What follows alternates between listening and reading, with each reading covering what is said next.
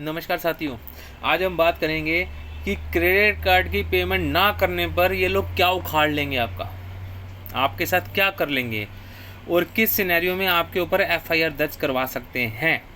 आज हम इस बारे में विस्तार से बात करेंगे। देखो, ये बातें तो हम पहले भी बता चुके काफ़ी वीडियो में, अब फिर बोल रहे हैं। अगर आपके पास पैसा है तो इनका पैसा दे दो, नहीं तो आपकी फाइनेंशियल डेथ कर देंगे। फ्यूचर में कोई भी एनबीएफसी बैंक आपको अनसिक्योर लोन नहीं देगा। लेकिन जब पैसा ही नहीं है, फिर तो साक्षात भगवान भी उतर के नीचे आ जाए, भगवान भी कुछ नहीं कर सकते, क्योंकि पैसा ही नहीं है आपके पास देने के लिए। तो भगवान क्या करेंगे इसके अंदर, ठीक है ना। अब हम बात करते हैं कि आपका क्या उखाड़ लेंगे। देखो, क्रेडिट कार्ड के अंदर अगर आप पेमेंट नहीं करते, जेन्युइनली उनके पास राइट्स हैं आपके ऊपर केस फाइल करने के लिए, आपके ऊपर कानूनी प्रक्रिया लागू करने की उनके पास राइट्स हैं। अगर आपने 10,000 रुपये का भी क्रेडिट कार्ड लिया है या 10,000 का भी लोन लिया है, तो अगर आप उसको पे नहीं करते हो तो जेन्युइनली बैंक और एनबीएफसी कंपनी के पास राइट्स हैं। कोई ये 2 नंबर की कंपनियां तो है नहीं है, वही बाकायदा आरबीआई लिस्टेड कंपनी है, NBFC non banking financial company, ठीक है ना। तो राइट्स हैं उनके पास। लेकिन अब सवाल ये उठता है कि ये कोर्ट जाते क्यों नहीं है। सबसे बड़ा सवाल तो यही है। सिर्फ ये दलाल पीछे लगा देते हैं एजेंसी के आपके। वो कोर्ट इसलिए नहीं जाते क्योंकि उनको पता है एक बार अगर कोर्ट में केस चला गया तो भैया माननीय सुप्रीम कोर्ट तक जाते जाते 30 से 35-40 साल लग जाते हैं। तो तब तक तो आप हरिद्वार पहुंच जाओगे। किससे पैसे लेंगे, अपनी रिकवरी किससे करेंगे, और इतने साल वेट करनी पड़ेगी। फिर दूसरी बात, जब केस फाइल होता है तो कुछ स्टेटों के अंदर अलग अलग कुछ कोर्ट के चार्जेस होते हैं, ऐसे केस फाइल नहीं होता। जैसे मान लो आपने 1 लाख रुपए का कार्ड की पेमेंट नहीं करी है, तो शायद कुछ हरियाणा साइड में कुछ पीछे 12-12.5% था। तो अगर मान लो हम 12% भी मान लेते हो, 1 लाख के पीछे 12,000 रुपये बनता है। किसी में 10 भी हो सकता है, किसी में 15 भी हो सकता है, किसी में 8 भी हो सकता है। हम 12,000 पकड़ लेते हैं। पहले तो 12,000 रुपये वो पे करना पड़ेगा बैंक को या एनबीएफसी को कोर्ट में फीस। उसके बाद जो इनके वो होंगे लीगल हायर, जो वकील होंगे, उसको फीस देनी पड़ेगी, ठीक है। 3-4-5 हज़ार रुपये मरे से मरा वो भी ले लेगा। कितने हो गए, 15-16 हज़ार रुपये हो गया। अब पहले से बैंक का 1 लाख रुपये फंसा हुआ, समझ लो डूबा हुआ है एक तरीके से, वो ऊपर से 12-15 हज़ार रुपये और लगा दें, इसलिए नहीं करते हैं।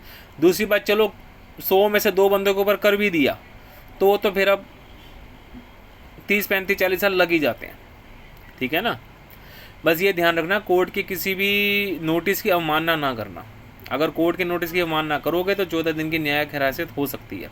लेकिन क्रेडिट कार्ड में हमारे देखने में आया किसी पे केस नहीं डलता। 100 में से कोई इक्का दुक्का होता है जिस पे ये डाल देते हैं, नहीं तो होता नहीं। वो दलाल ही पीछे लगा के रखते हैं, वही आपको डराते रहते हैं, आपको अपराधी बना देते हैं, आपके ऊपर एफआईआर लॉन्च करा देते हैं, नकली नोटिस भेजते रहते हैं। भाई, कानून के संविधान ने थोड़ा आपको अपराधी बना दिया।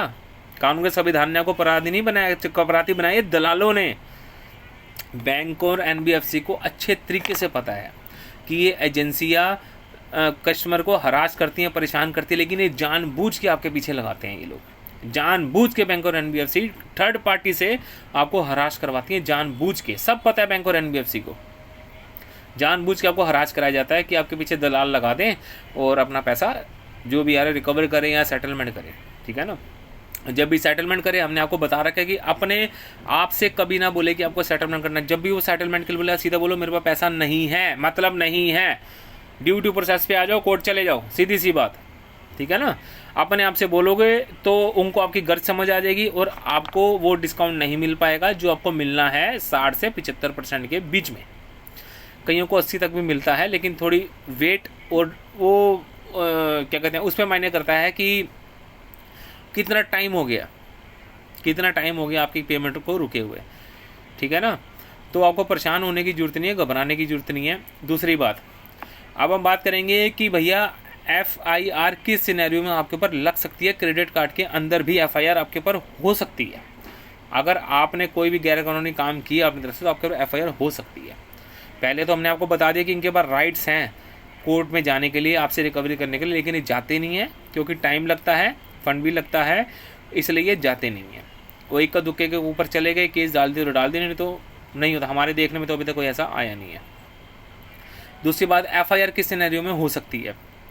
देखो जी, एफआईआर का ये सीन होता है कि अगर आपने कोई क्रेडिट कार्ड लिया और आपने उसकी ईसीएस या NACH अपने सेविंग अकाउंट से लगवा रखिए कि भैया हर महीने मेरे अकाउंट से आप मिनिमम टोटल जो भी आपने लगा रखा है अमाउंट वो डेबिट कर लिया जाए, ठीक है।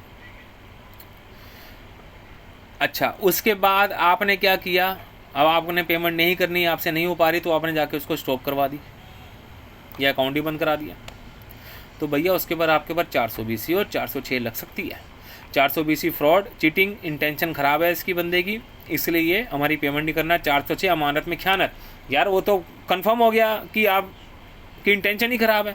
आपने NBFC कंपनी या बैंक से प्रॉमिस किया कि भैया मैं इस महीने हर महीने आप मेरे अकाउंट से पैसे काट लो, उसके बाद खुद ही जाके आप उसको स्टॉप करवा रहे हो, तो वो गलत है ना। उस पर FIR हो जाएगी आपके ऊपर 420 में, और 406 भी लग जाएगी आपके ऊपर अमानत में ख़यानत।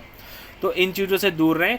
हाँ, पैसे नहीं है वो एक अलग चीज़ है, स्टॉप नहीं करवाना है NACH को, ECS को स्टॉप नहीं कराना, अकाउंट वाला बंद नहीं करवाना, उसको चलने दो। डेबिट में आता है, माइनस में आता है, आना तो साले को कोई दिक्कत नहीं है, लेकिन स्टॉप नहीं करवाना अपनी तरफ से, ये ध्यान रखना आप बिल्कुल भी, नहीं तो FIR लॉन्च हो जाएगी आपके ऊपर। बिल्कुल भी स्टॉप नहीं करवाना। आपको फिर बोल रहे हैं, हर वीडियो में बोलते हैं, फिर आपको समझा रहा हूँ, बिल्कुल स्टॉप मत करवाना, भूल के भी दिमाग में ख्याल भी मत लाना।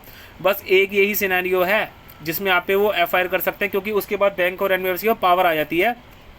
जब आपकी ECH या ACH स्टॉप हो जाएगी ना, तो आपका बैंक उनको रिपोर्ट देगा कि भैया किस वजह से हुई है, फंड इनसफिशिएंट है, सिग्नेचर मिसमैच है, या स्टॉप्ड है, स्टॉप बाय ड्रॉर आ जाएगा उसमें। वो बैंक और NBFC के पास पावर आ जाएगी और वो रिटर्न में आ जाएगा कि भैया ये स्टॉप बाय ड्रॉर है। तो इसलिए ये काम ना करें, ठीक है।